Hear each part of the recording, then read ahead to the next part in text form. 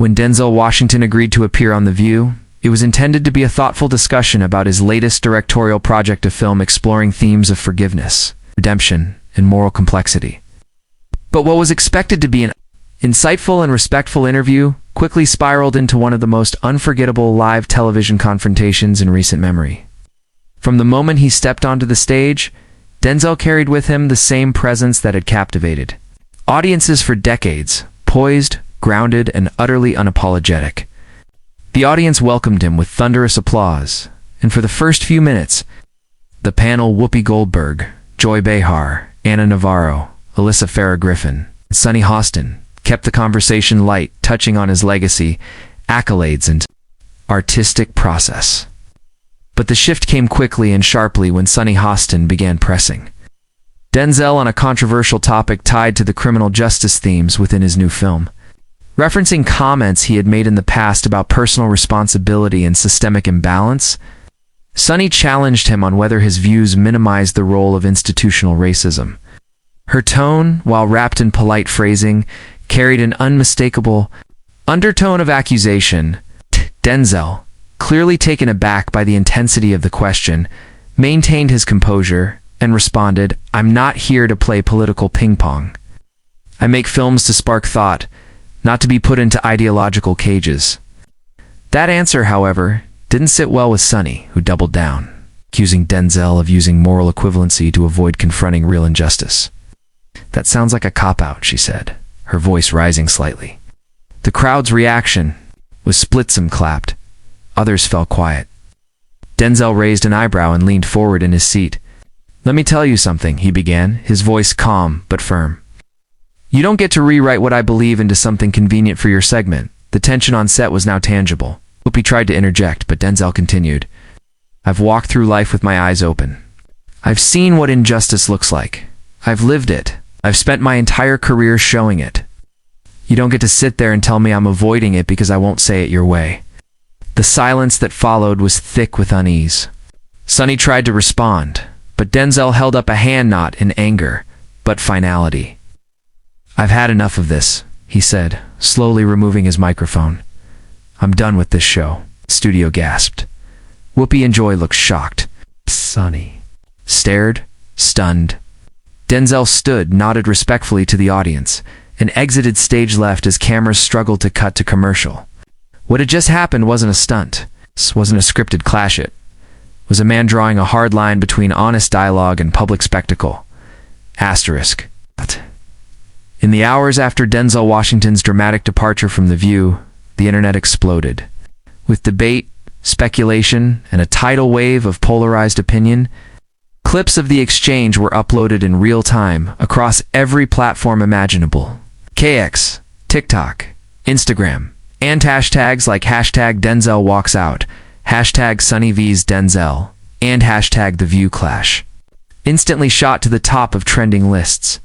Media outlets scrambled to contextualize the moment, with headlines ranging from Denzel storms off set after explosive exchange to the day The View went too far. Late-night commentators weighed in, many expressing disbelief that someone with Denzel's reputation for grace and discipline had reached such a breaking point. Meanwhile, fans rushed to his defense, flooding the comment sections and message boards with praise for his integrity, his boundary setting, and his refusal to engage in what many called manufactured outrage. Several viewers pointed out that Denzel's entire body of work had long addressed the themes Sunny accused him of ignoring, from Malcolm X defenses to The Great Debaters. Others criticized Sunny for what they saw as a confrontational and mischaracterizing line of questioning. The View itself went into full damage control. An emergency press statement was released within hours, with the show's producers stating, "We have immense respect for Mr. Washington's work and voice. Today's discussion became unexpectedly tense, and we regret that he left feeling unheard." Sunny Hostin, for her part, stood by her questions in a cryptic tweet that read, "We ask questions that matter even when they're uncomfortable." But that only added fuel to the fire. Conservative media outlets rallied behind Denzel, praising him for refusing to be cornered, while progressive voices were split, some defending Sunny's right to challenge public figures, others accusing the show of becoming a place where genuine conversation is undermined by soundbite baiting.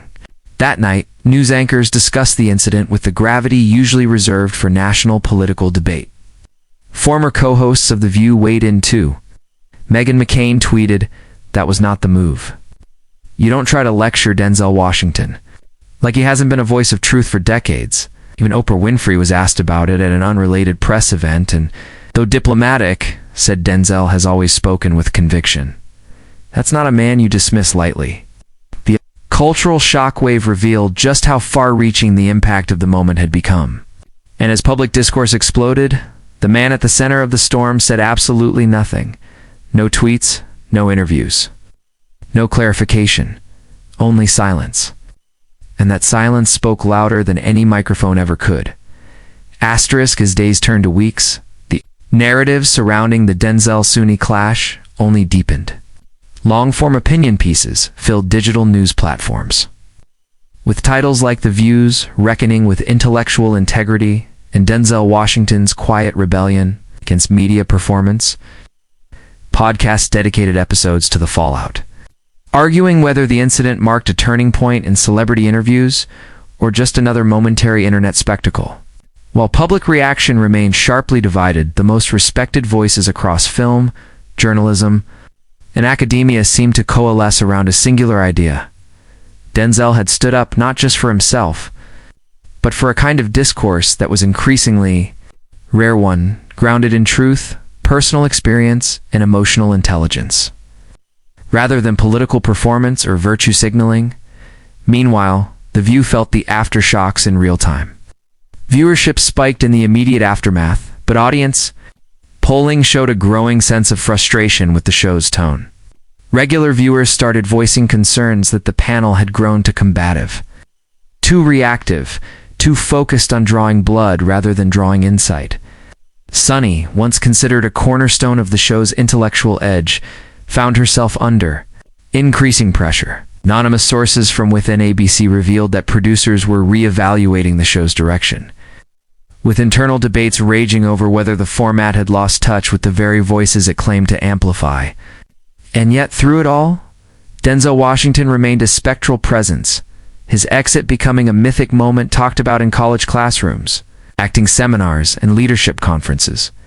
Students cited it as an example of how to walk away with dignity when one's boundaries are crossed. Corporate keynote speakers began referencing it as a case study in personal agency and self-respect. And then, without warning, nearly 2 months after the infamous broadcast, Denzel broke his silence not on television, but in a live theater event promoting his film. During a post-screening Q&A, someone nervously asked about the View incident. Denzel paused, smiled slightly, and said, "I don't walk out because I'm angry.